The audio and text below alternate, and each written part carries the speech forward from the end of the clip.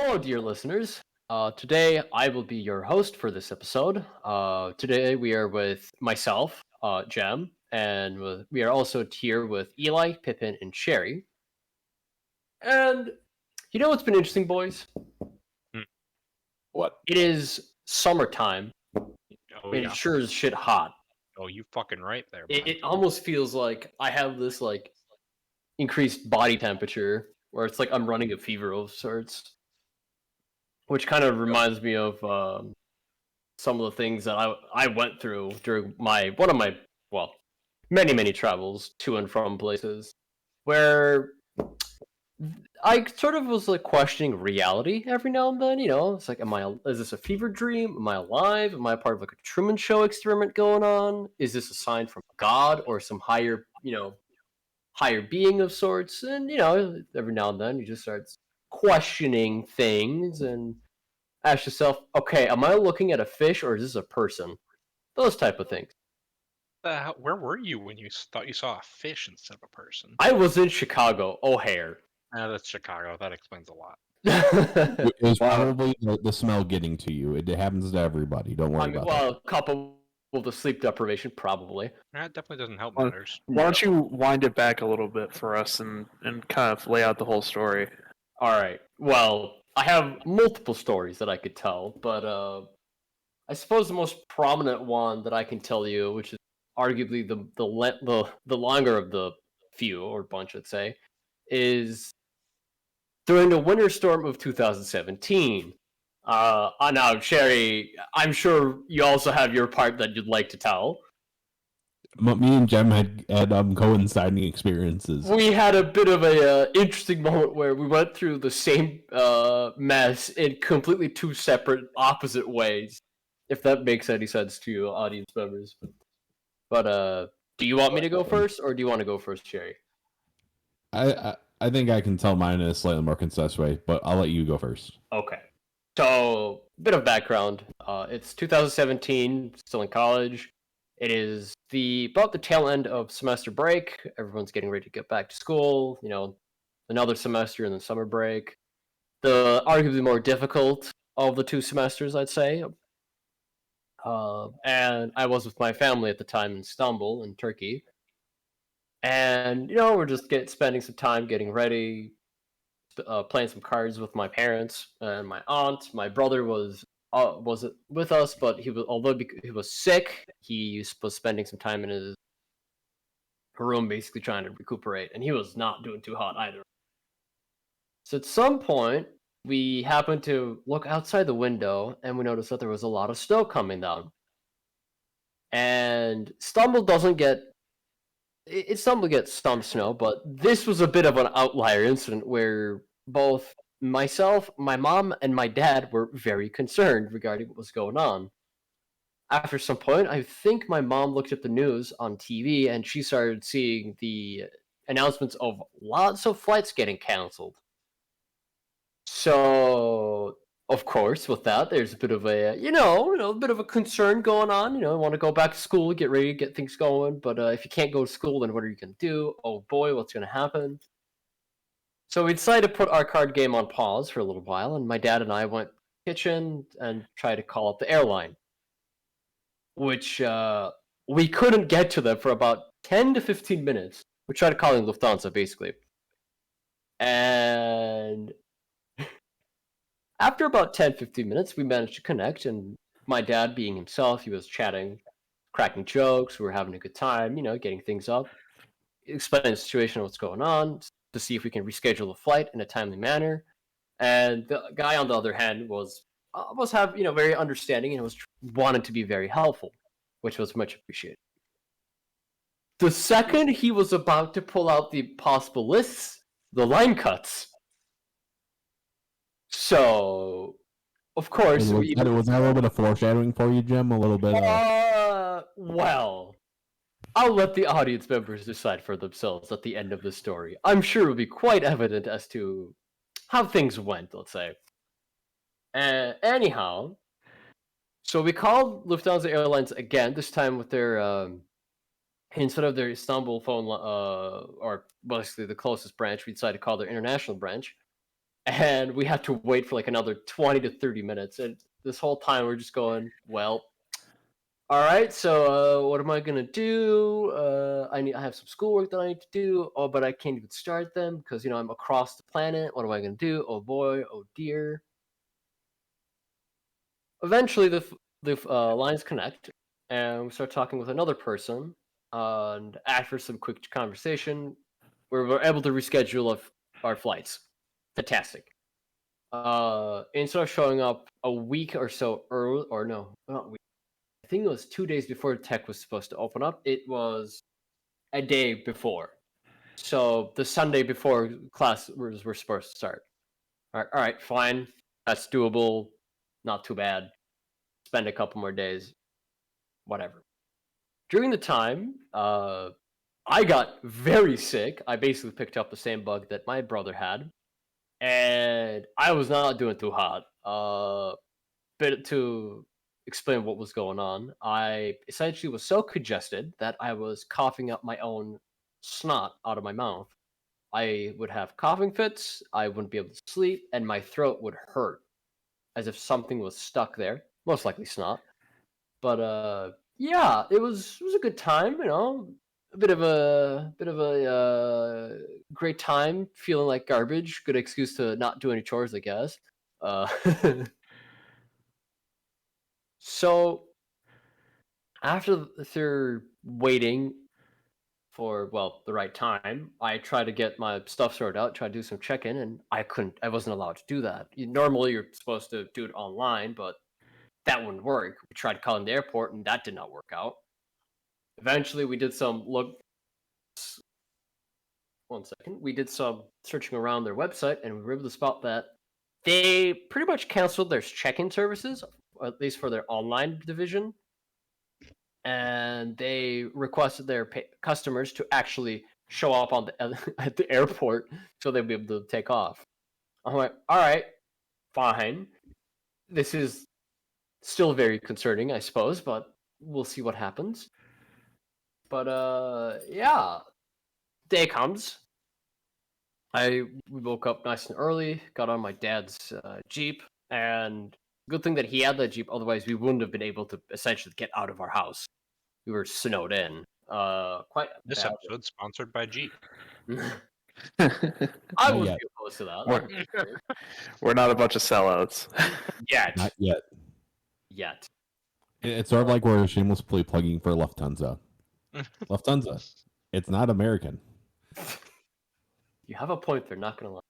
Anyways, so we get to the airport nice and early, and the first thing that I remember seeing is this essentially long, ridiculously long line of people trying to get their stuff sorted out. And we're talking like, oh, it wasn't like 10 or 20 people. This was literally like an entire like airport length of people, all about to double lane basically for rescheduling and all that.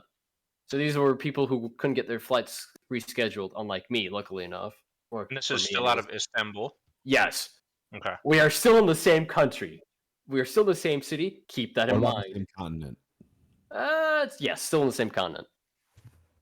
So we get to the we get to the front desk, and I ask, so yeah, I was able to get my plane ticket or plane rescheduled. However, that only leaves me about like an hour and a half or so. No, I think it was like 20 minutes for my second flight to Houghton from Chicago. And she was like, "Oh no, this is not gonna work. This is not gonna work. We need to get you sorted out." And she just disappeared. So my dad and I just waiting at the front desk with my suitcases, going, So now what are we gonna do? We have this terminal long line on the other side, and our person who's supposed to help on the front desk is fucking gone. So now what do we do? So we spent about like I want to say like 20 to 30 minutes just wondering what was about to happen. And about a couple moments later, the person at the front desk showed up, and she was able to get a direct flight to Chicago from Istanbul, and it essentially lined up with my other flight from Chicago to Houghton, Oh, nice. which is amazing. Mhm. Direct flights are great. You know Mhm. why? Because you just sit there. It is so nice. You don't have to run around going, okay, oh God, where am I supposed to go? Where's this gate? I can't read this goddamn language. Nothing is English. Charles de Gaulle. Excuse me. Thank you, Frank. They fixed that later on, but it took them a while, let's say. The French? What? Anyways, so after that, I was able to get my suitcases checked in, and they were gone, which will be an important thing later on. Oh no. So after getting that all sorted out, I had my tickets. I just had to wait for my gate to be announced. So I'm like, all right, cool. So we get to I think we sat down at like a McDonald's or something at the airport, ate some food, and I slept for like a good, I don't know, 4 or 5 hours or so of just waiting. After 5 hours, I was like, you know what, Mom, Dad, I'm gonna try my luck and see what happens. If nothing works out, I'll give you a call, and then we could just go home and we'll see what happens. So I went through the control or security, which was swamped. I mean, people were just everywhere. Everyone was trying to get to their destinations, and a lot of folks were actually trying to get back home from their vacation. Mm. So at some point, clearing security, I grabbed a little this like rinky, like this dinky wooden stool. I sat down in front of these two large TV screens where all the flight information was there, and the only thing that I'm seeing is lines of red text saying flight delayed or canceled. Please reschedule. And if I can find the picture, I'll send them to you guys so that you can be able to see. But it did not look good in the Mm. slightest.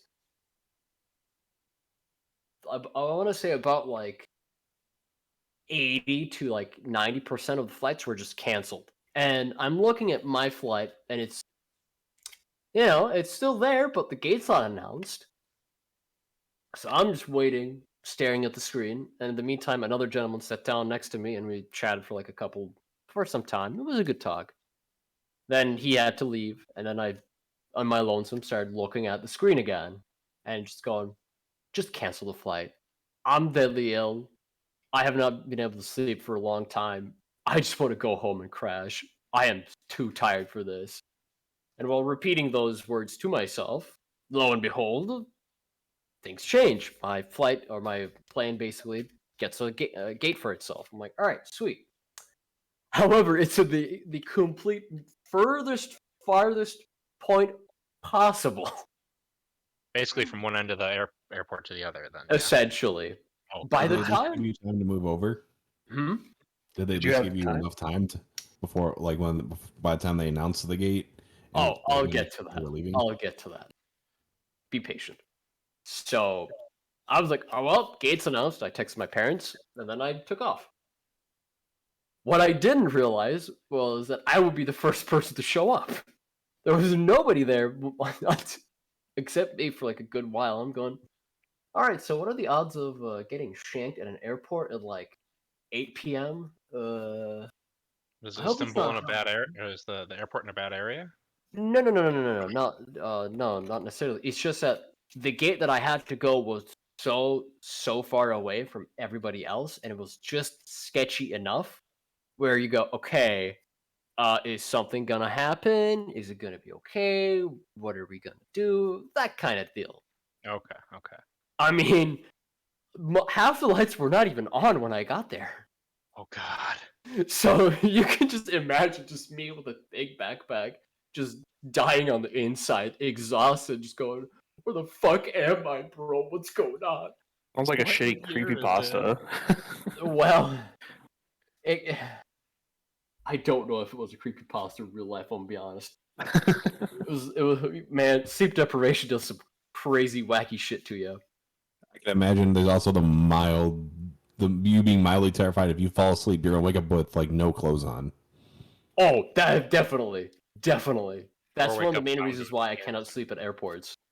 No matter where I am, I just can't. The mood. Mm-hmm. Relatable. Yeah. So as I waited, more people started to show up, and the vast majority of them were passengers. I'm like, all right, cool. We're still waiting. We don't have any flight crew to really talk to, nor do we have any security guards, nor any one person to kind of go through our ticket details and let us in the plane. So this is kind of weird, but it's not my first time that I had to go through this. Technically, it would be my second time.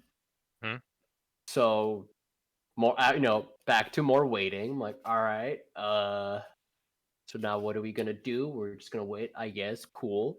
And at some point, the gate was confirmed. They opened the gate for passengers, and everybody rushed in and basically settled down and started to wait again. Well, what we didn't know was that we were supposed to get our passports controlled a second time. Wait, why? I don't know. So security basically asked everyone to get out and vacate the premises, which we did. We then went through passport control again, and we started to sit and wait again. So at this time, I think it was around 9 p.m., and it's still snowing quite badly. And everyone is just waiting, chatting, trying to figure stuff out. And I'm going, oh god, I'm just like, I can see the fucking plane. It's right there. It's behind this glass wall. I could literally just walk towards it and get in and still be fine and ready to go. But I'm not allowed to go. This is bullshit. I just want to go to school, man. The things you do to get education, am I right? Anyways, so I started to wait. I napped a little bit, kind of paced back and forth a little bit, and I always had my hands in my pocket. To me, it's a bit of a stress thing, It's nice to kind of hold on to something when you're a little bit nervous, you know what I mean? I feel that, yeah. And I would check my phone for updates and all that. Well, at the time, I also had some small keychains with me. In case you don't know or never heard of it, in Turkey we have a thing that we refer to it as a nazar boncu, which is in English would be like an evil eye. Essentially, it is a blue bead with a white circle and a black dot that usually looks like an eye. And the belief is, or the superstition is, that this eye would protect you from evil intentions or bad things that someone wishes upon you. So I bought a couple of these for my friends, nice gifts here and there. They're not too big, they're just small, easy to manage. They're glass, so they're authentic. Mm-hmm. Well, I accidentally dropped one of them out of my pocket and it shattered. And what's funny was the second that happened, I had like 4 to 5 Americans trying to explain to me what this is. Like, oh, you're not supposed to do that. It was only supposed to break upon bad things. And I'm just going in my head, like, Mary, I live with this shit. I know what you're talking about, man. Like, come on. I know this thing.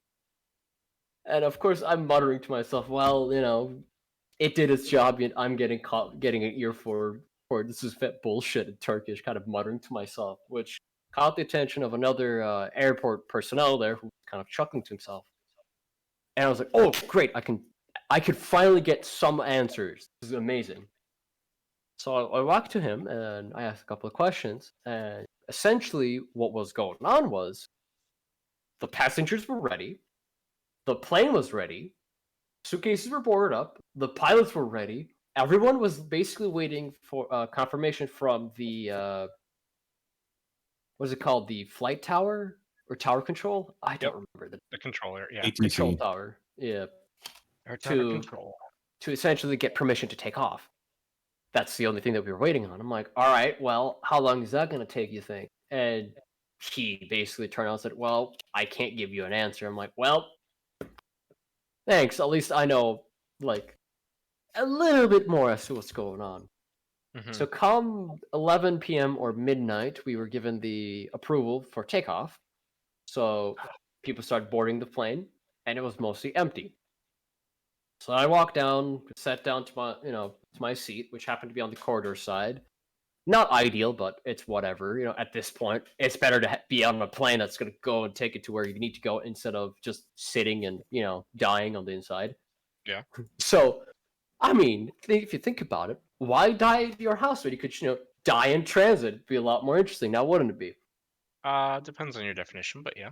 I mean, look at the bright side. At least it will, instead of being a national, sadness or sorrow, it'll be like an international shitstorm of going, so how did this happen? You know what I mean?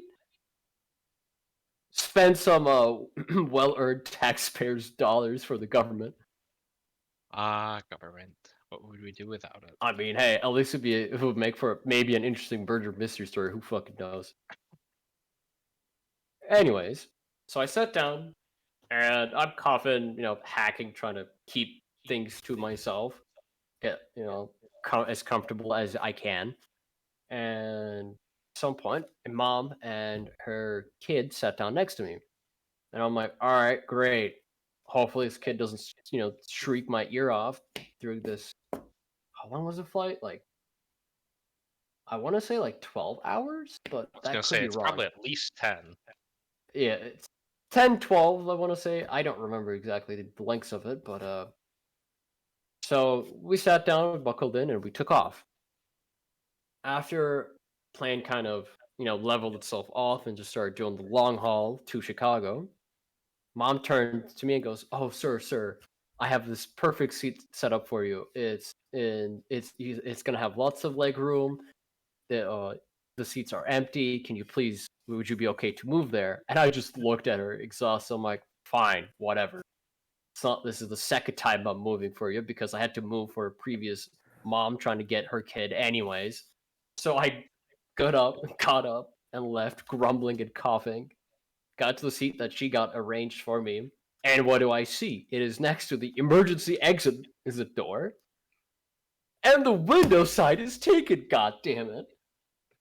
You just can't catch a break. You've become the action man. You have the responsibility to save everyone if the plane crashes. No, that'd be his problem, not mine. I was still on the corridor side. No, you can gatekeep. See who lives and dies. Oh, for fuck, god damn it. We're gonna gatekeep the survivors. What was it, gaslight, gatekeep girl boss? What the fuck that's supposed to mean?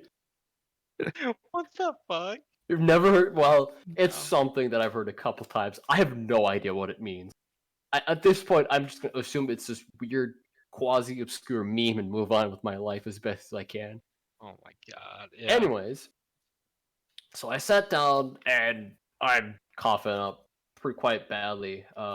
It was so bad, in fact, that during mealtime or dinner time, I wasn't able to actually give in an order. The best I could do was essentially cough into my elbow and point at what I want to do or what I wanted to eat. And the hostess understood what I was going through, and he was like, "Don't worry, I got you," and just booked it out of my face in like 2 minutes. He's like, I don't want whatever he's spreading. Hey man, I get it. Like, it sucked. I get it. Yeah. But he shows up with my food. I ate as much of it as I could, and I just can't sleep. I'm coughing, my throat hurts. I started to have a bit of a headache going on. It's loud. Or, well, it's loud because of the plane, not because people. Since the plane, it was, I want to say, like at least a third empty, Yeah. which is Ugh. very uncommon, especially for an international flight. hmm Well, Yeah. maybe not anymore with COVID and all that, but oh well. Must have felt nice either way. It was good because I could stretch my legs, recline my chair, watch some movies. And at some point, my headache kind of moved towards my left eye. I'm like, why does my eye hurt? This doesn't really feel comfortable. So I start rubbing my eye instinctually, and I feel this little bump. I'm like, oh, this is weird. This is unusual. Well, I might as well take a look at it. So I walked to the bathroom, and I peeled my eyelid back as best I could. And what do I see? It's snot right there. Oh. Oh. Foul. Get the fucking off. At least it wasn't cancer. I thought you were gonna say it suppose. was a ruptured blood vessel or something. But No. like, not? Oh. No. So what ended up happening was I had to take my glasses off. And I have myopic, so it means I can't see things farther away. Mm-hmm. So what I did essentially, I took my glasses off, went as close as I could to the mirror, with my left hand peeled back my eyelid, and with my right hand tried to just gently just nudge that thing out of there, and going, please don't hit turbulence, please turbulence, don't hit turbulence. Eventually, I was able to get the damn thing out of there, and my pain basically went away in short order. So I sat down and started watching more movies. After a long flight, we landed, and I think I only slept for like 10 minutes during that entire flight or so. God. It was not a good time. No. So we land in Chicago in one piece. And protocol, you have to go through customs or security basically, which is fine. I understand. So on my way there, I try to start looking for my ID, which happened to be next to my wallet. So I found my tickets, I found my passport, found my phone, wallet's missing. Oh God. So I'm like, okay, well, did I misplace it? So I checked my other pocket, not there. Another pocket, not there. Another pocket, not there. Where was it, Jam? I didn't know at the time, so I started going through my my carry-on. I opened up my backpack. I tore that thing inside out. It's not there. I'm like, well, shit. Where's my wallet?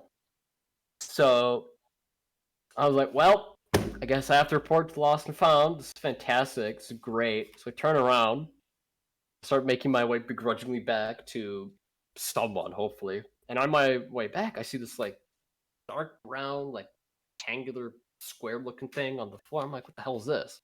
So I kneel down to pick it up. I'm like, oh, it's a wallet.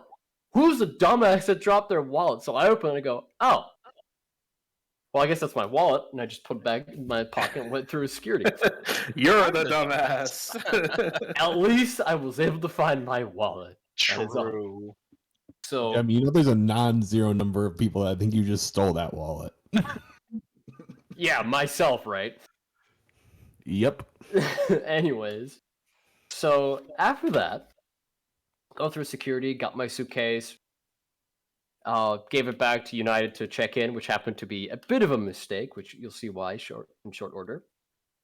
So I started waiting again, and I think I waited for like a good, I want to say like 8 hours or so, Oh God. and I hit that level of sleep deprivation where I was just passing in and out of consciousness. It was bizarre. Because I also at the time bought a book to keep myself entertained. I would like read one paragraph, fall asleep, wake up like 5 minutes later, read another paragraph, fall asleep, wake up again, read another paragraph, fall asleep. I have no idea how I managed to read like 30 pages without completely passing out, but yeah, I did. That's impressive in its own way. And the fact that I was able to catch my gate changing twice. Oh my lord. Yup. So I'm waiting. And our plane shows up, we board, and we take off. No, everything's all according to plan. Everything's going all right. We're good. We're in the sky. Plane kind of levels off. Now it's fully horizontal. A couple minutes later, I hear something that made me quite nervous.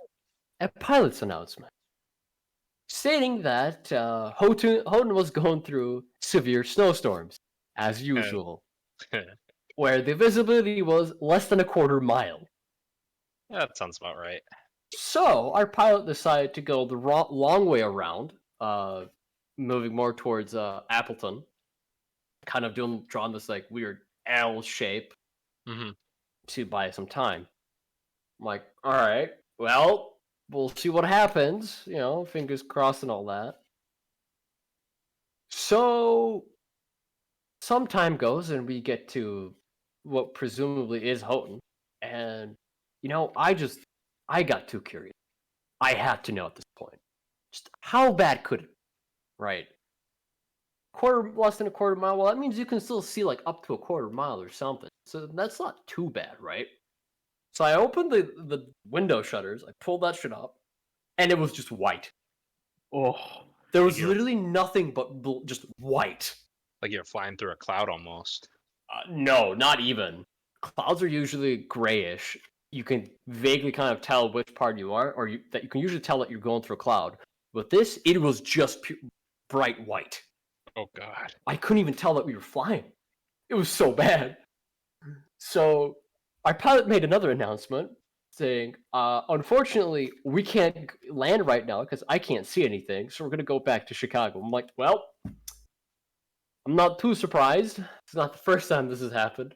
So we literally flew all the way from Chicago to Houghton back to Chicago. oh, That's an hour-long flight there, bud. Just to Chicago, or to Houghton. Yeah.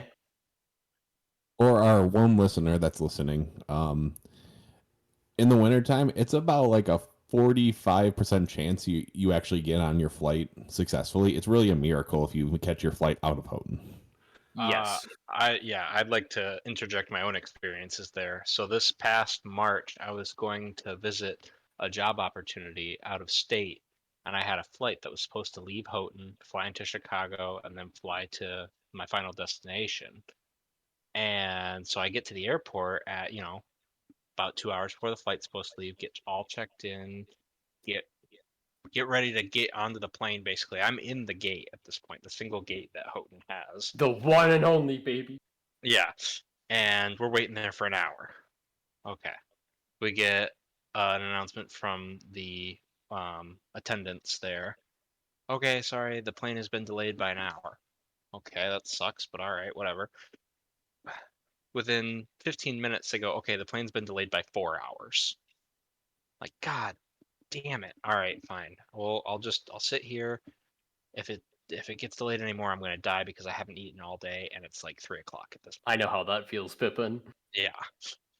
Within the next half hour, they go, sorry, the plane is canceled. We can't de-ice the plane fast enough to keep it de-iced so that we can actually take off. Okay, fine, it sucks, but whatever. They rescheduled me for free. I go back out to my car, and there is a sheet of ice, a literal sheet of ice, a half-inch thick, covering my car that I had to chip off. First I had to, I think I grabbed a pocket knife out and chipped a little bit away at the ice so that way I could actually open my trunk to get out my ice scraper, and then went to town on the car after I could get the door open to start it up and hopefully de-thaw the whole thing, or defrost the whole thing rather. They rescheduled me for the next day, come back, same damn thing. I'm there for an hour, they delay it by 4 hours, go back out, my car is encased in a half an inch, thick sheet of ice. So that is how bad weather can get in Houghton. And then you can also get easy, like, what, a foot to 2 feet of snow overnight sometimes? Oh yeah, well that's what 300 inches on average, annual snowfall will do to you. Man. Nature do be wild and out there, man.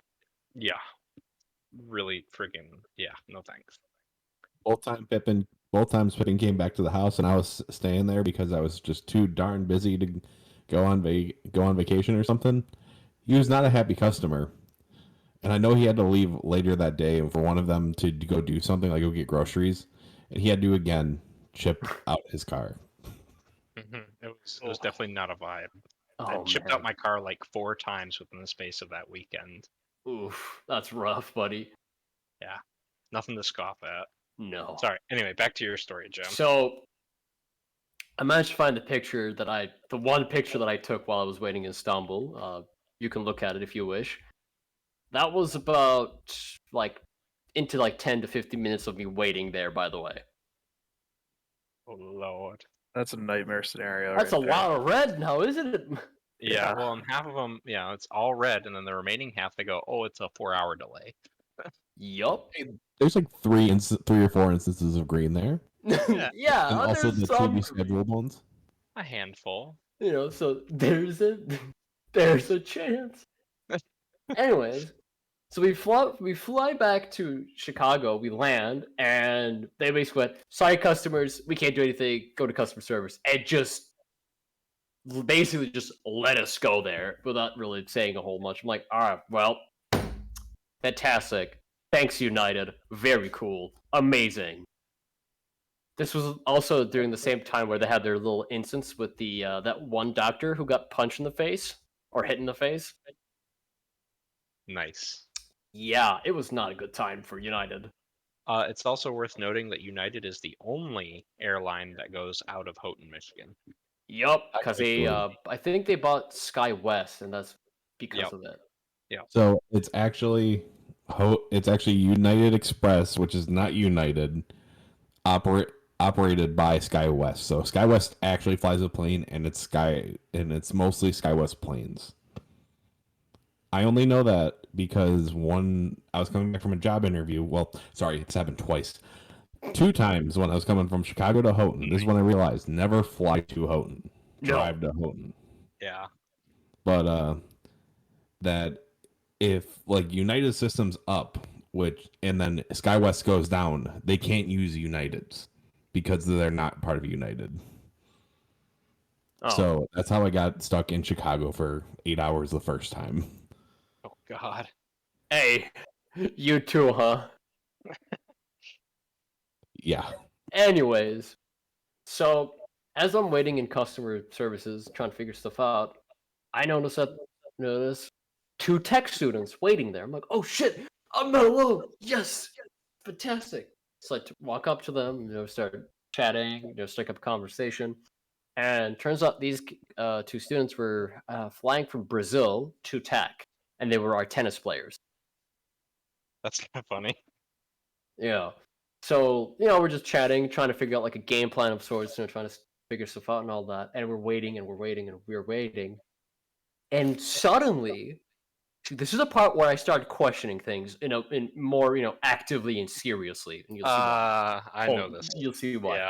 The Yeah. seas were Suddenly, parted. from the corner of my eye, I turn around and the sea of people departed in 2, as if Moses himself, in the form of our fucking vice president for student affairs and advancement, walks in, introduces himself, and goes, I'm here to get our Huskies back to school. So at this point, oh my god, I'm fucking saved. Let's go. I can go to school now. Hell yeah. Good old Les Cook. So I basically, well, not basically, but I walked up to him and I went, here's my phone number, my email address, my tech ID number, here, and grabbed the list after writing those down and turned around and handed the list over to my 2 companions and went, write your stuff down, trust me. Which they didn't really rebuttal. I don't know if it was because they trusted me, or if they saw our VP, or I was just that delirious that they were scared to question me. But Like half crazed eyes. most likely. So after writing our information, we handed the list over, and then he disappeared. Like he legit was just gone. So I'm like, I was just like pinch myself. I'm like, did that actually happen? Like, what the fuck's going on? Are we alive? Is this real? Is this like actual reality? And at this whole time, I'm just texting with my parents, and my text messages definitely did not help them at all, because I basically went, a man showed up, he's trying to get us out of here, and my mom is going, What are you man? okay? Who is this man? Whose Don't get in man? vans. Whose Do not man? get in his van. Because as as we're texting, they were also trying to figure out a way to get to Houghton. They looked at vehicles to rent. Nope, nothing there. We looked at Greyhound prices. Nothing. We looked at other options, and it's just not happening. After a couple moments of more waiting, our VP shows up and goes, all right, just follow me with me real quick. You don't need to wait here in this line. And I'm like, okay, this is kind of weird. So he took us, and we went to Delta. And he pulled out the special membership card.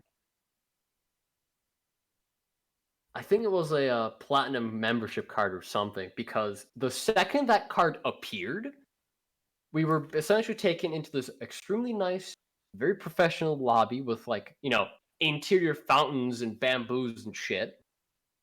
Marble flooring, very fancy, expensive looking getup. The fanciest of shits. Basically. So we sat down and we started to wait some more, and he went to the front desk and started chatting. And this whole time, I'm just this half delirious state of going, okay, well, I don't really know this guy, but he's from tech. I guess I could trust him. My parents should be cool, right? And we're just texting more in the most vaguest of ways. After some more waiting, he came back and said, all right, I got us plane tickets. We have about 2 hours. We can head out. We'll be fine. We can get something to eat. I'm like, all right, cool. So we sat down, we separated for a little bit. We had some dinner, or was it lunch? We had something. Food is A the important meal. I was given sustenance. Started waiting some more. Just taking it easy, kind of hanging around. And at some point, we decided to go to our gate because our time was coming up. And what happened was, our flight got delayed from 5 p.m. to 6 p.m. No big deal. That's fine. Not an issue. It's an hour. Whatever. So we start waiting at the gate again with me, our VP, and I want to say 5 other students. Mm-hmm. 4 other students, excuse me. A handful. Basically. And we're waiting, and there's another announcement made, and one of the goes, oh, our flight got delayed by another hour. Another student goes, does that say AM?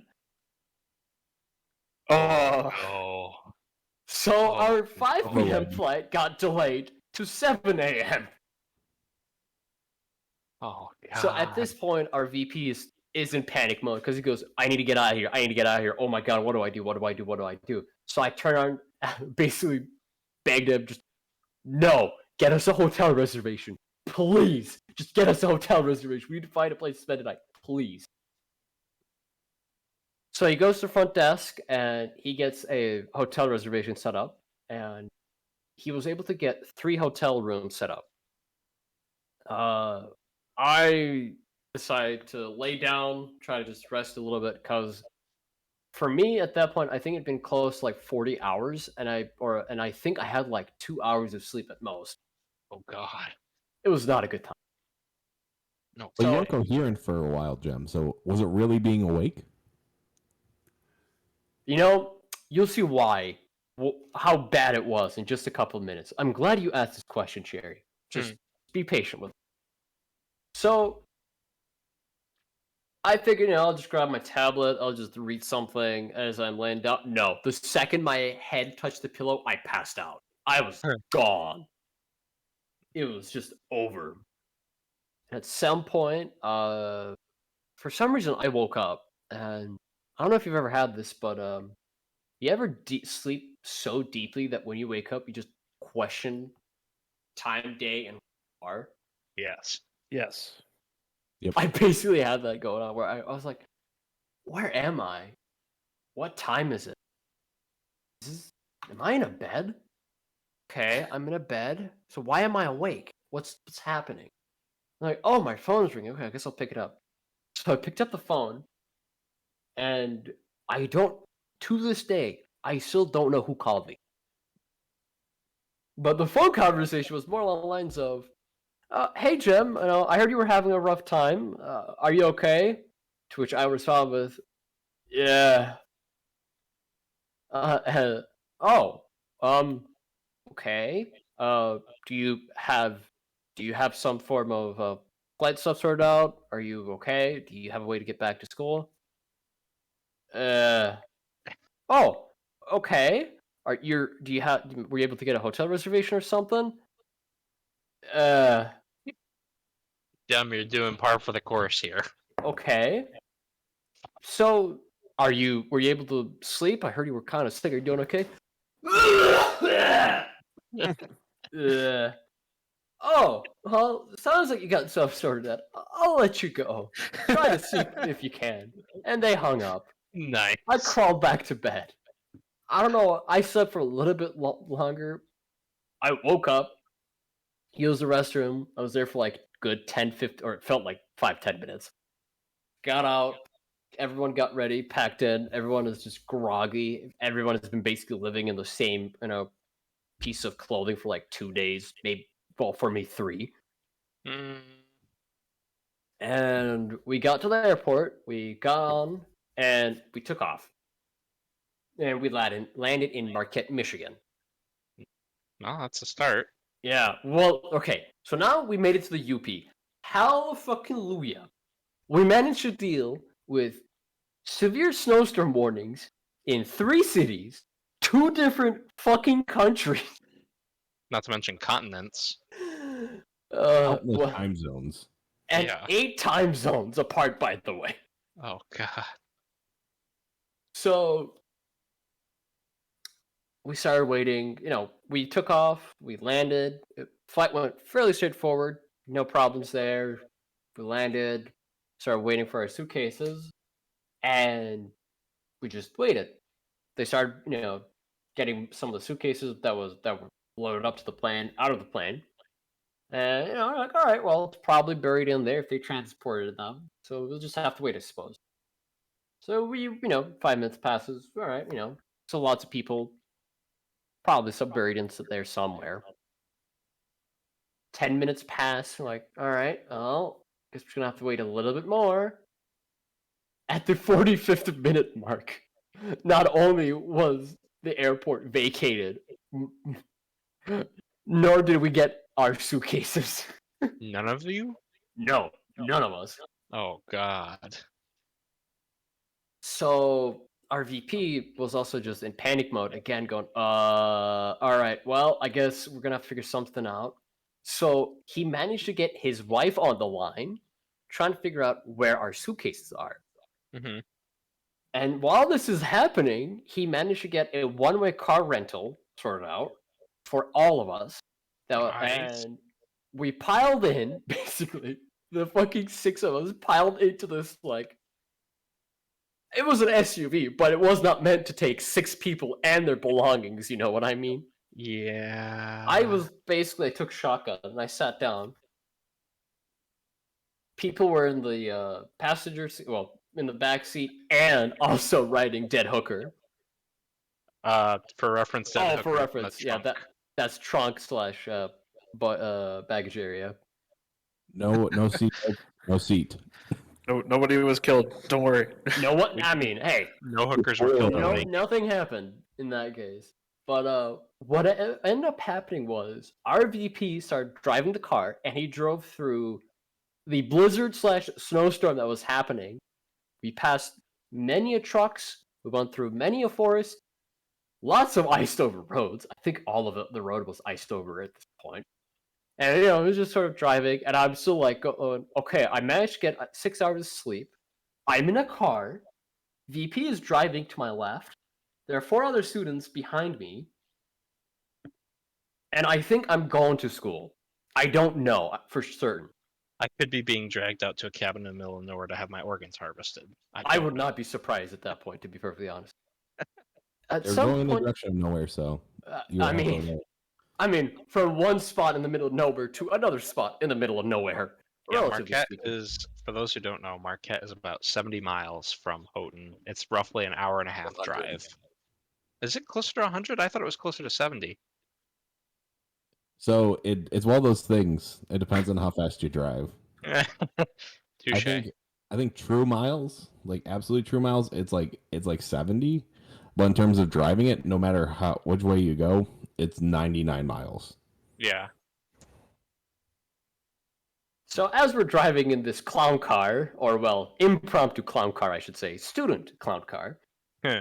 our VP turned around and asked me to turn on the radio because, something to listen to would be nice. I'm like, all right, yeah, sure, whatever. I pushed that button once. I shit you not. Nothing would have prepared me for what I heard coming from the radio. Do you know what I heard from the radio? God. Welcome to Dayuper FM, where we'll play your tracks that will make you so crazy that you start barking at the moon. Hey, what the fuck? And I'm like, is this a fever dream? This has to be a fever dream. What is happening right now?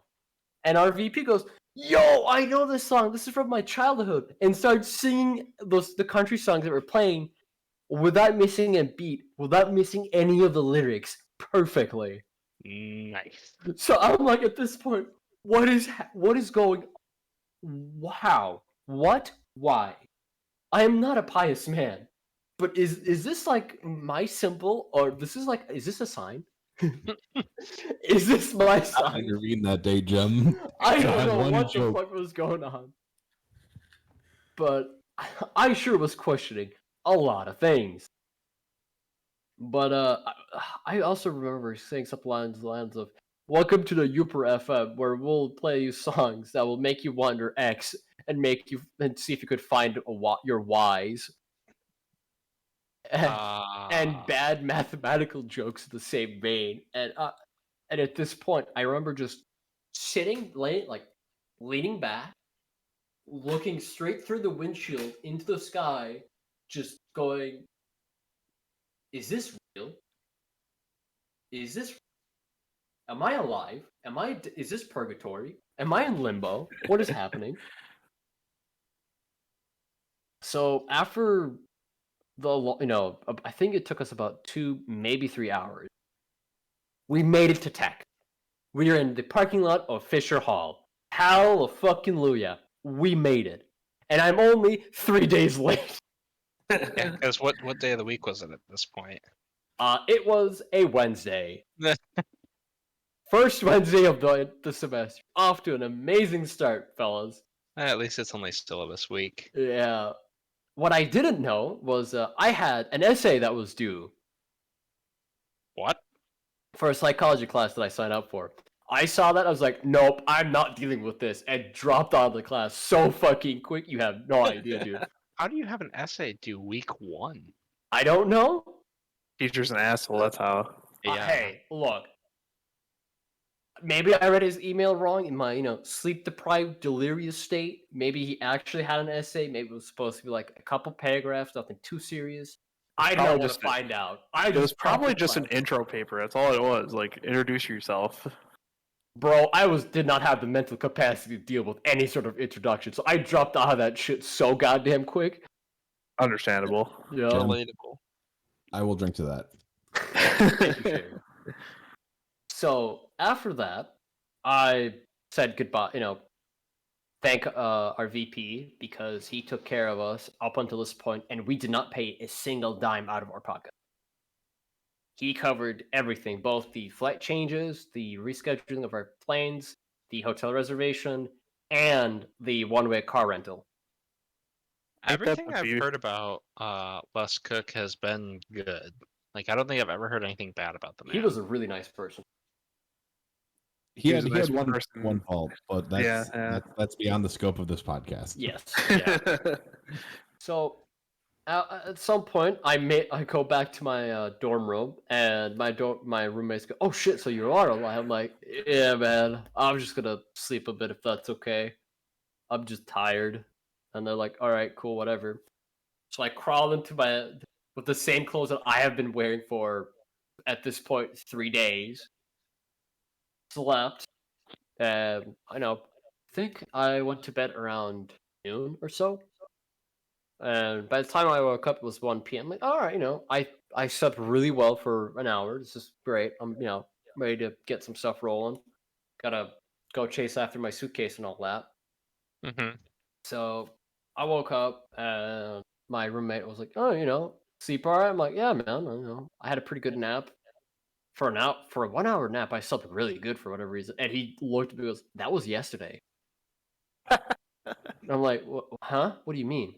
You went to bed yesterday and you woke up today. This is a Thursday." I'm like, "Oh. So that's what it feels like to sleep for 13 hours." You mean 25 hours? Wait, fuck. I don't know. It's 25 hours, Jim. I don't fucking know, dude. But yeah, I dropped out of my psychology class immediately. Went to grab something to eat. Met up with Todd and our mutual friend group and told them what the fuck was going on. I was like, boys, I have a story to tell you, and none of you are going to believe me.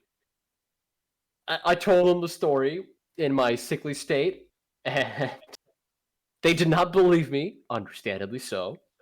And then they saw the weekly emails from our VP and went, "Holy fuck, you were not lying? What the fuck?" And I'm like, yeah, life's a bitch. I don't know what the fuck I went through. I know some events happened, but I don't know if they're real. I don't know if I was alive for that, for the most of it. So I settled in, got some stuff sorted out. Excuse me. And then started the arduous trek of chasing after my suitcase, which took about a week. I was able to retrieve my suitcase after a week. Jim, please tell me you had more than one set of clothes. Luckily, I left some clothes behind in my dorm room before I left. Smart move. So I had some clothes to wear, just not a whole lot. But man, it was so nice to have a fresh pair of clothing after all this. Man, the little thing. It's always the little things. Yeah. You know, I probably should have bought a lottery ticket after going through all those. You'd think something would have popped up, right? Or a scratch off or something. You were You'd due think. something.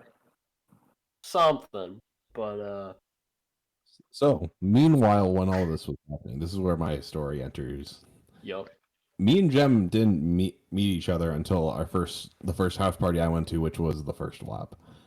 But we were in school together for at least a year and a half before I met him. For reference, WAP is a party that happens during the February Winter Carnival and is basically fruit punch on steroids. Yes. Yep. It's essentially like picture jungle juice, a carefully crafted jungle juice.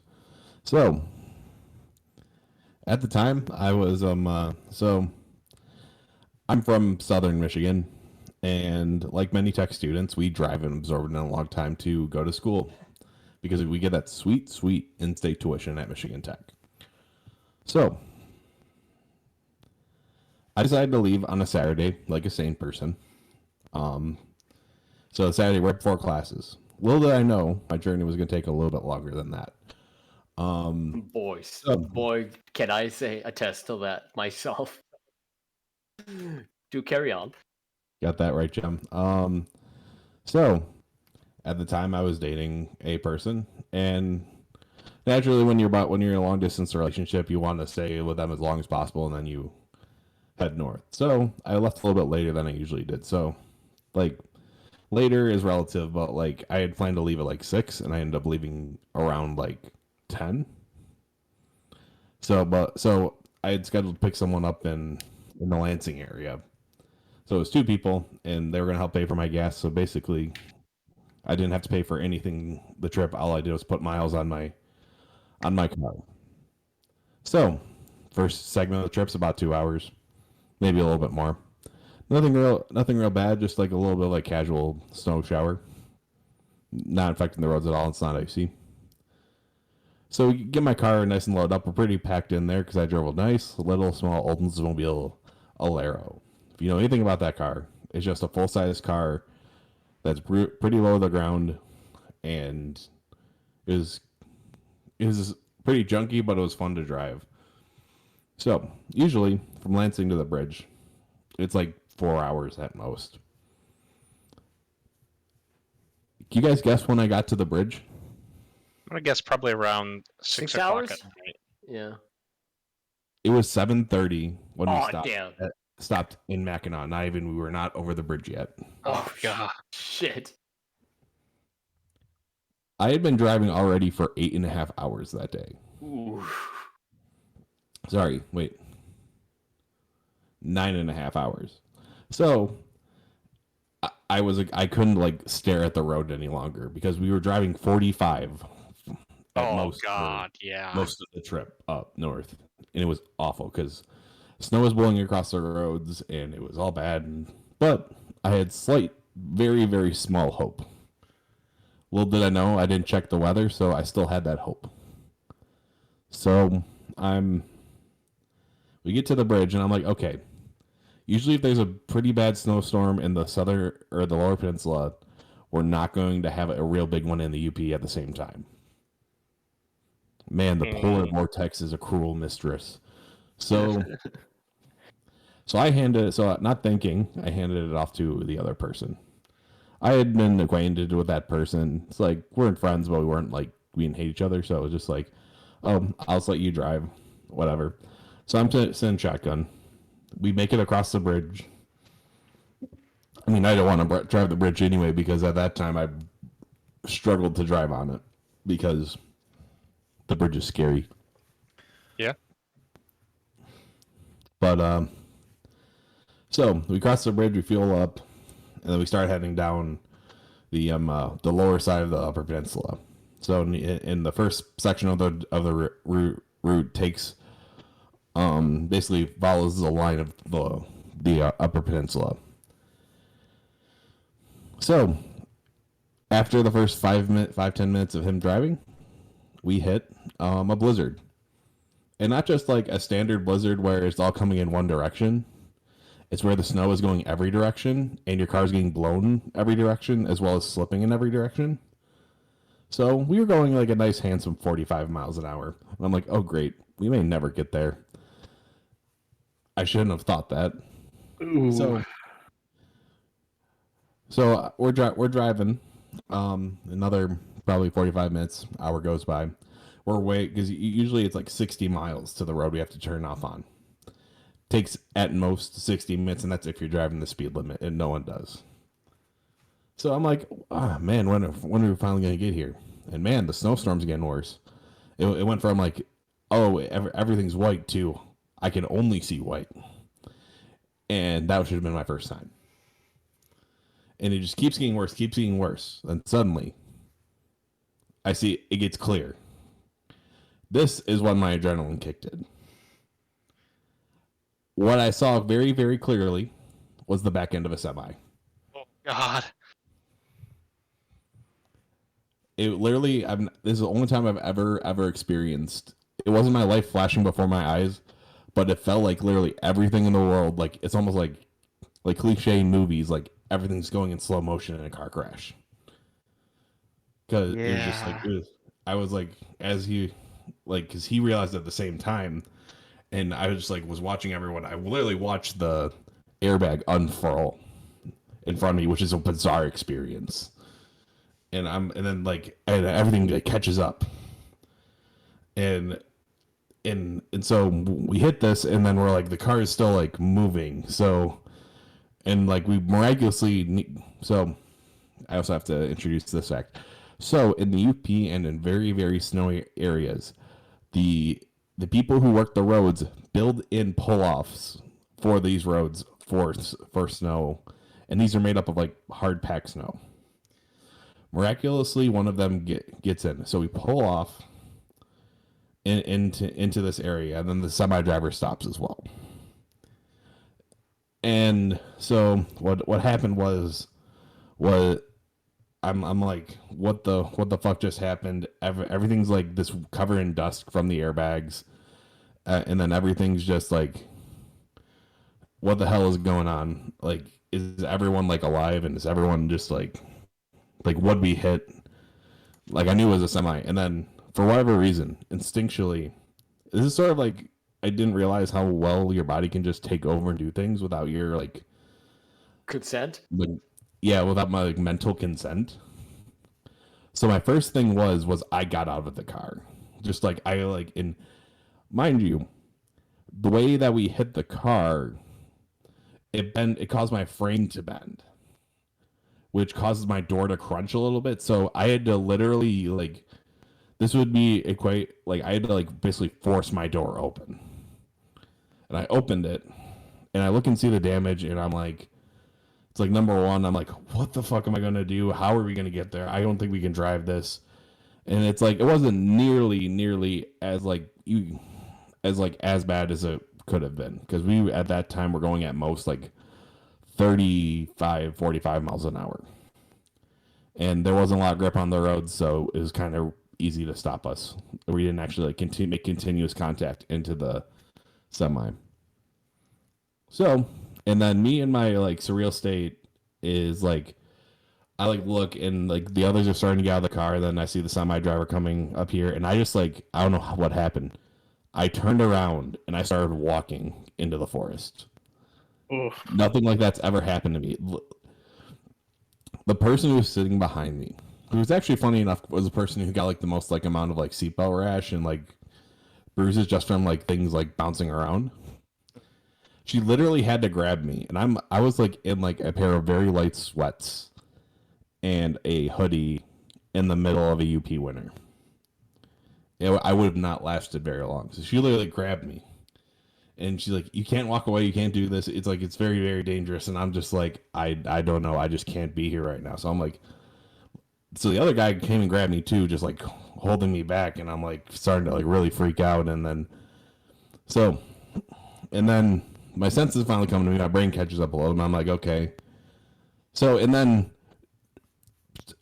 probably looking back on it, it wasn't the smartest decision. I'm like, it's cold, so I'm gonna get back in the car. Don't do that in car accidents. I just happen to be a weird, really lucky son of a bitch. So we're sitting in there, and I call 911, as a sane person does. And I'm like, hey, it's like the operator's like, hey, what's your emergency? Whatever. So yeah, I'm in my car. We just hit the back end of a semi. I think we need some help. So if you guys can send that would be great. And then I hung up. Oh, that poor 911 dispatch caller must have been very confused and scared. Well, usually, okay, so shock does hella things to people. So one of two things could have been going through that dispatch's head. One is, oh my god, this person's about to die, because people get weirdly calm when they're about to die. Or, holy shit, they're just in a lot of shock. Hopefully it was just the latter in that case. Hey, spoilers.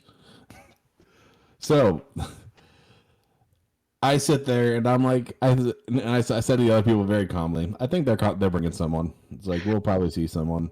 And then we talked to the semi driver, who clearly saw that at least I won't say hysterical, but I was in like so much shock from like what had just happened. I was so incredibly calm, or like I felt calm, or just like maybe a little bit delirious. And he's whatever. And this semi driver actually drives away. What a dick. By the time the cops got there, because 911 does call you back, just so you know. Yeah. Well, I guess you learned that firsthand, didn't you? I did not know that. The only reason I know that they call you back is because for a while my phone had a bad habit of butt dialing them. Oh no! So, yeah, that was fun. Anyways, go on with your story, Sherry. So I'm like, hey, how you doing? And she's like, are you all right? We need to stay on your phone so you can track your location. And mind you, I was on Sprint at the time. And if anyone knows anything about Sprint and the UP, they do not agree with each other. No. They you are lucky to get like a half bar of like talking cell signal, like let alone internet.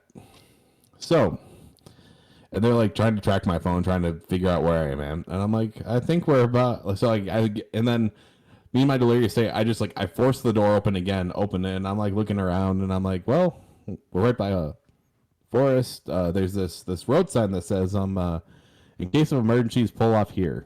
And there's a stop sign right in front of it for this like trail road. And it's like, does it have a number? And I'm like, no. And it's like, do you know where you are? And I'm like, no.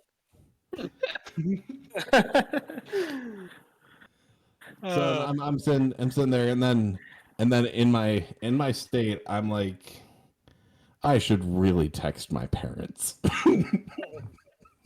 Poor decision. So, and I'm like, hey, Dad, oh no, I was like about to text my mom. I'm like, hey, Mom, and I'm like, oh no, this is a bad decision. Mom's gonna freak out.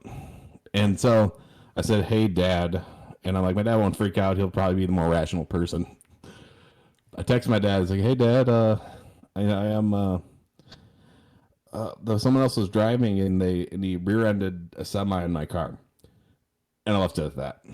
I think I said, "Think we're okay." And mind you, the paramedics were not here yet, so this could have been like one of those things where I could have just like fallen off the face of the earth after this. And I just leave it at that, and I put down my phone. I'm like, I don't need to look at my phone right now. And so, and I was getting a bunch of notifications.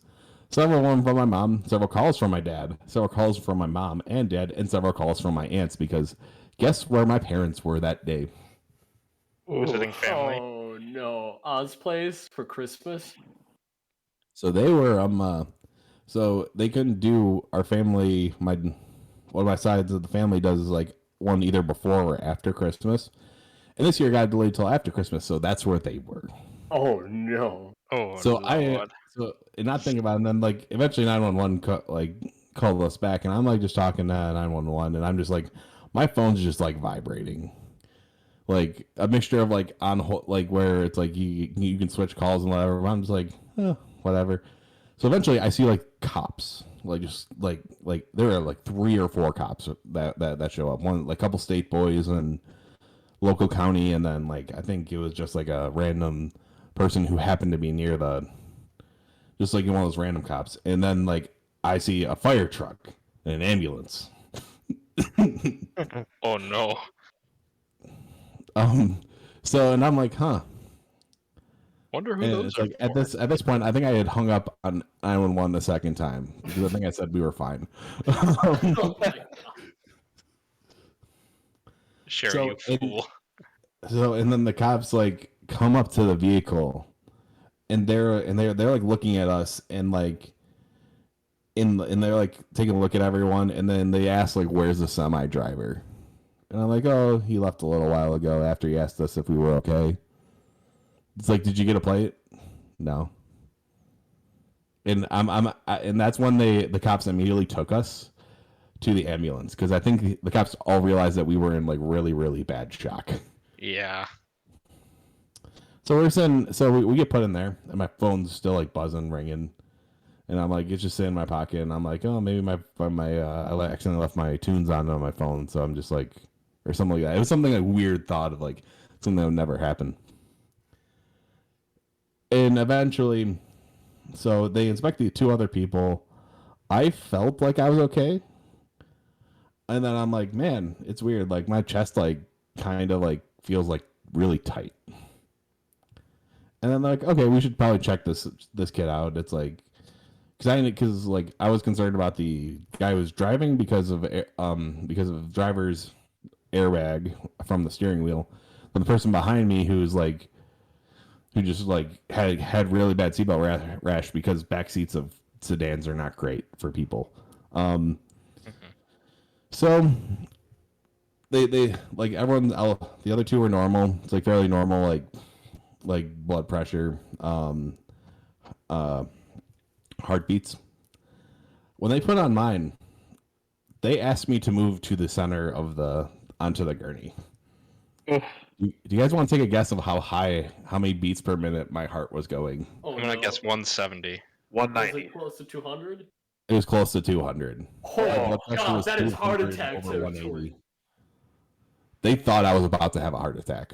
Oh fuck. Yeah. Like the second this started showing, they laid me down because they thought I was like I was just like it was going to take just like a little bit of stimulus to just like push it over, and then Just yeah, no more Sherry.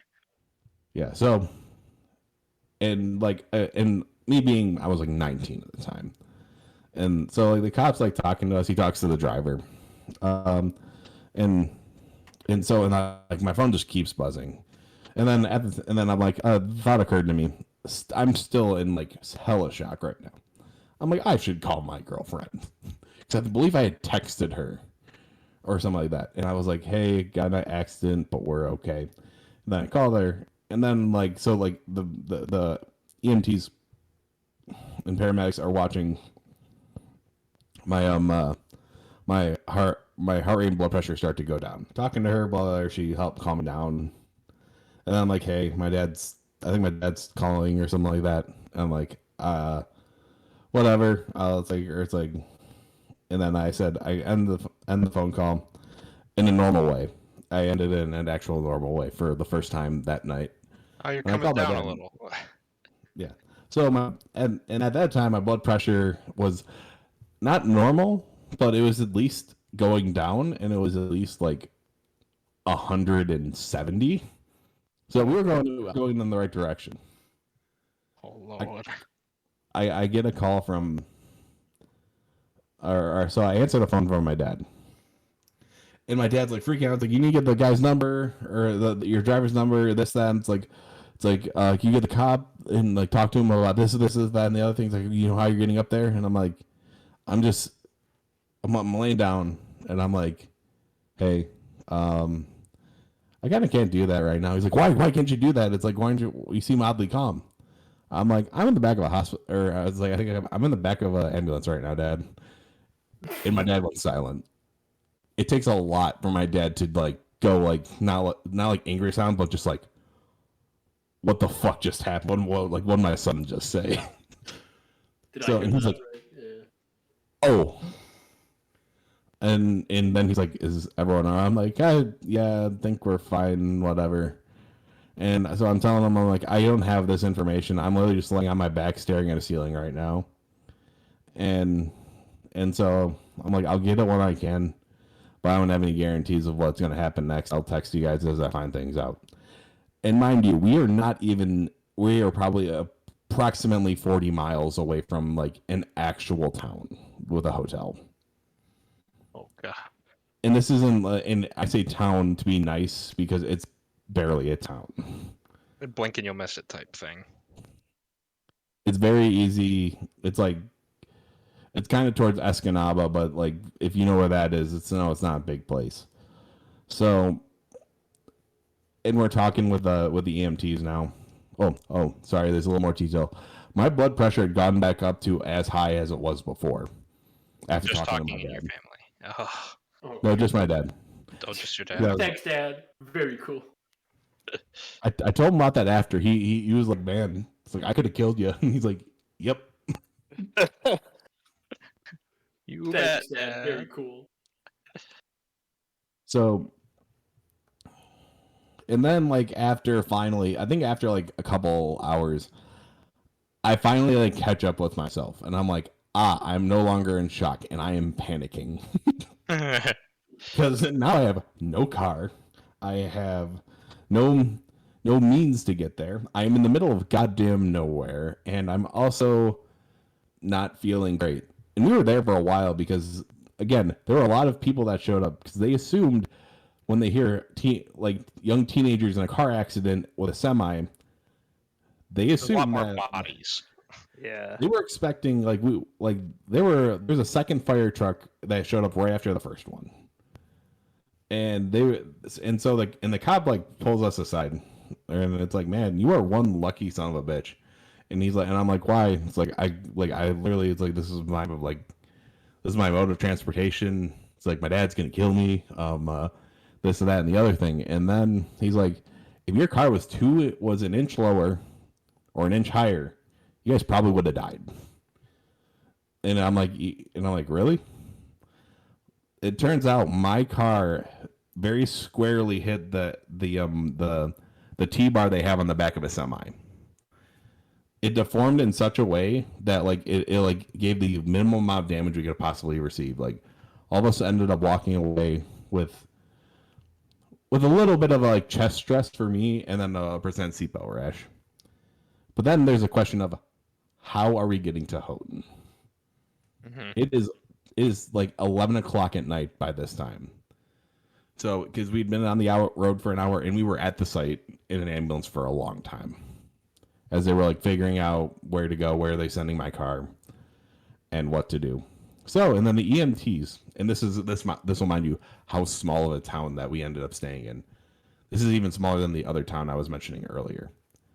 The EMTs had like their own like little house that they had where they get dispatched from, and they were like, "We have a side room. You guys want to?"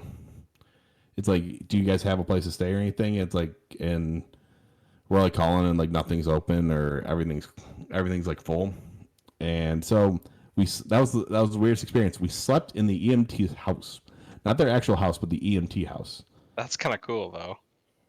And I'm like, man, this could have been much worse. And I'm like still figuring things out. I'm like the driver who was driving, I end up getting like it was just like one of those like literally the lowest ticket you can possibly imagine type of Would things. he Just get a ticket? because in that type of an accident where like it could have gone way more wrong, they're like, you didn't do anything correct, but technically you were going too fast for conditions at like 35 miles an hour. If that Thank you, tells you how government. bad the snow was. Thank you, government. Very helpful. You know what the worst part about it was? Hmm. It's on the way back. Well, I'm jumping to conclusions. So, my mom's freaking out and trying to figure out how we're going to get there. My parents were thinking of driving up that night to pick us up and get us to Houghton. Which, mind you, by the time they would have left, it would have been 10 o'clock at night. Oh my god. Yeah. And I'm like, it's like, try to figure out something else. There has to be more than one person coming up on Sunday. Because Sunday is usually like for the people who actually have like business in their hometowns and do stuff at their hometowns. So they'll come up on Sunday. It's like there has to be another person. I'm not making you drive like 16 or like 20 hours in a day to pick us up. So, and there so happened to be one person or one car going by our exact town because her son was transferring out of tech and they had to go pick up his stuff. So, and this was like a Jeep Liberty to give you about a size of what this was. And so we get told, okay, this person's going to pick us up. Naturally, all of our stuff is still in the car. There was more space in my Alero than there was in that Liberty for 5 people and all their luggage. So eventually we all squeeze in there. And what is it? If I would have waited one day, clear roads, clear skies, everything's nice and beautiful and everything's great. Well, in that part section of the UP, not where Jem was going. Yep. Pain. So we're driving. So we get picked up, and I'm literally like holding, because I had brought like my small little like monitor with me back home. I'm holding my monitor in my hand. I'm like positioned awkwardly, like with like my broom ball stuff underneath my feet. So I'm like my knees are in my chest the entire ride, and it was still like 3-4 hours to go. Oh god.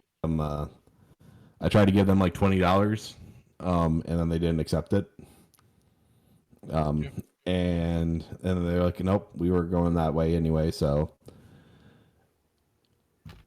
and then that's when I went to bed. I like, okay, I have my stuff. I dropped it literally in front of my door, and I climbed up into my loft, and then I slept until the next day. Good old driving to Houghton. Always fun. On a side note, EMT house sounds like a baller name for a frat house. Oh, for sure, for sure. So you tell, bro. So, Eli, do you happen to have interesting or feverish travel stories?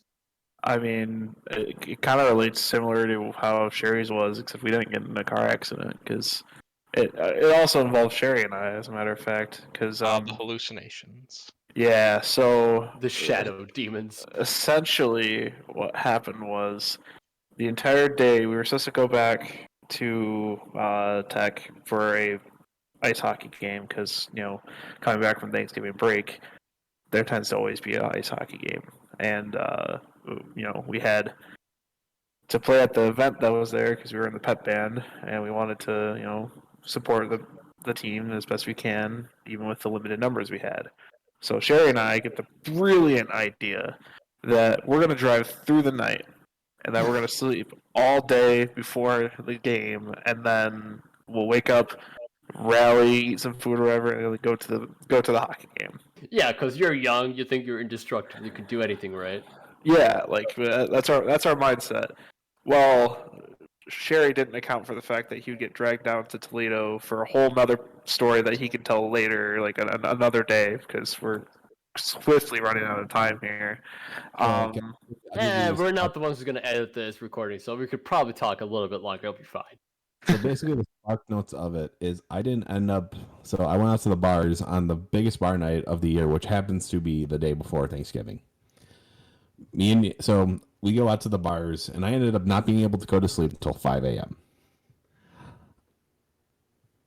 Yeah. And so what I didn't account for either. So I'm like, oh shit, we're probably gonna get to my family's house, which was ironically enough in the same place right by the place I was already at. So I probably could have just slept there and walked, which was I didn't realize that we were having Thanksgiving there.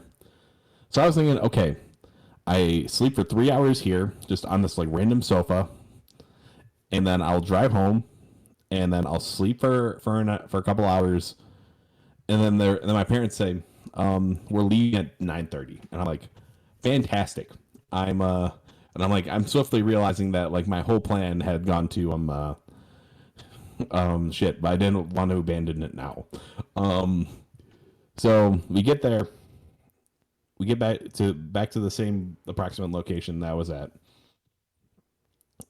And we left for there at 9:30. I had gotten approximately 3 hours of sleep that night, and then the day before, I only got like a few hours of sleep because I was just busy. And this is in a different vehicle. So I decided to leave. So I had to pick up Eli approximately 3 hours north of where, well, probably like 2.5 hours north. And I was awake the entire time during Thanksgiving because I just, for whatever reason, I can't sleep when people are around because I just like talking. But, and I'm getting all coffeeed up and I'm feeling great. It's like 8 o'clock and I'm driving. I eventually pick up Eli and I'm like, okay, Eli, you can drive the bridge and I'll drive through the UP. And that's where our problem started. And this is where Eli will take over. Well, here's the big problem with this whole thing is that I'm emotionally distressed this entire time because like I just broken up with my ex, so like I'm driving and I'm like trying to forget like all the times I had with this woman and like how she fucked my life up or whatever, you know. It was a whole thing and like yeah, it was I hated my life at that very moment though, and Sherry's just like doing his best to stay awake because. He should be, yeah. Why are we here? Just to suffer, yeah. Okay. There's our second DMCA. I'll be fine. Anyway, so I'm suffering at this point, and Sherry should be trying to sleep, but he's not because he doesn't sleep well in the car anymore thanks to the previous story. And so a little side note. I just got over this fairly recently, but I had PTSD even when I was driving. That's how bad that's how bad this accident affected my brain. So I was wanting to go to sleep. My brain was physically off, but my emotional side was just kept like half an eye open and I couldn't sleep. Yep. So, because the original plan was that Sherry would sleep in the car for the 3 to 4 hours it would take us to get to the bridge. He didn't at all. So we get to the bridge, and I realize he's been awake this entire time. I look over at him. I'm like, Sherry, you're not gonna be able to drive, are you? He's like, no, I can't. So as we're filling up, I'm like, all right, here's what we gotta do. I'm gonna fill up on gas. You give me like 3 of those tall ass cans of Monsters from the gas station, and we're gonna try my fucking best to get us there alive. Cause I'm also running on low amounts of sleep because I woke up at like 8 a.m. and I had like an hour nap before we started driving. So I'm like, it's time to fuel up on caffeine, but not yet because like you only start using the caffeine when you desperately need it, because otherwise you're just gonna end up crashing too soon. So I'm like, all right, I'm just gonna push myself to the point of like where I start to feel tired and like I'm yawning a little bit more. Then I'll drink the caffeine. We're in the middle of like the longest stretch of road that it cuts from like one part of the middle of the UP to another. It's like 30 minutes of just straight road. There's nothing in between, and It's there's not a commonly person. referred to as the Seney Stretch because Yeah. it's like driving through Iowa but with forests instead of corn. Yep. You were driven through a painting. That's what it's like. Yeah. Would you also clarify that as being in the, and I quote, being in the middle of bumfuck nowhere? That's where we're at, and the snow starts a little bit, and like Sherry's like, freaking out a little bit. He still can't fall asleep, and I'm like, this is fine. We got this. I crack open the monster. I turn out the music just a little more, and like we're chilling. We're gonna vibe through this time. We're not gonna die. 20 minutes I was later. talking to Eli the entire time with my eyes closed because I physically could not open them. Yeah. About 20 minutes later, I somehow, some way, or 30 minutes, however, how long it took us to get through that stretch, we finished that. Sherry is in the middle of a conversation with me. He's talking, and then, he just stops.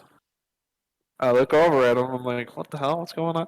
I realized he fell asleep mid-conversation. I've I was done like, that so many times. I was like, okay, all right, good for you. I turn up the music just a little more so that way, because I was keeping the conversation to keep myself awake. So I'm like, all right, I'll just sing along to the music, jam out.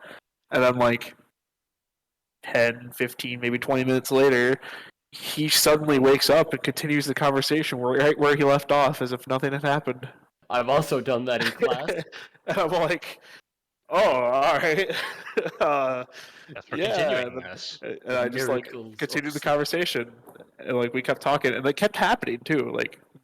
He just kept zoning in and out of the conversation. I'm like, all right, cool, and then he pretends to hallucinate. He isn't actually hallucinating. He pretends to for a little bit, Yep. and then I we come actually around. hallucinated. But then we come around a corner, and he's like, Eli, look out! There's a truck there, and I'm like, Sherry, it's just a blinking traffic light. And he just says, "Oh fuck!"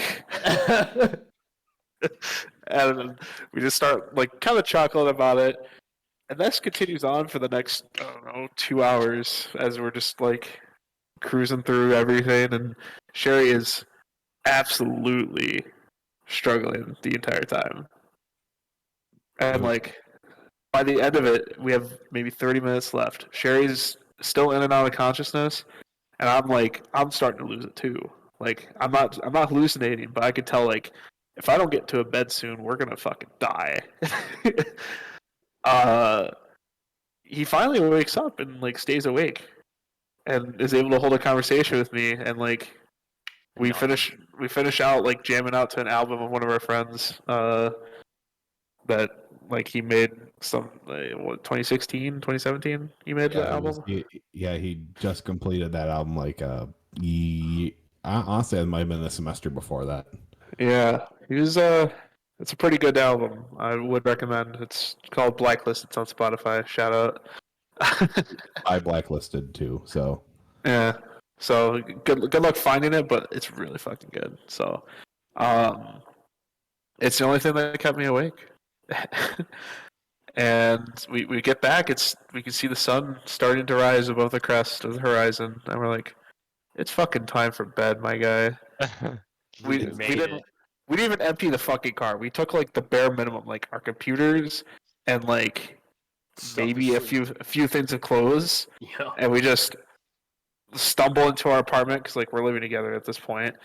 Stumble into our apartment, lock the door, and we're like, all right, good night, all right, and then I just fall face first onto my bed that was laying on the ground at the time because I was too cheap to get a box spring. Understandable. Oh, it is the only time I've felt absolutely plastered when I was sober. Yep. It was crazy because I remember laying in my bed, felt exactly the same thing as when I first got absolutely plastered on my first day of legalized drinking. Oh yeah. Oh yeah. Man, sleep deprivation does things to you, huh? Almost makes you wonder if you're in a fever dream or not. Most definitely. Yep. Well, I think this is where we'll end this episode. Thank you so very much for listening, dear audience members. Hopefully, we'll see you sometime next week. That'll be the end of this episode. All right. Adios. Arrivederci.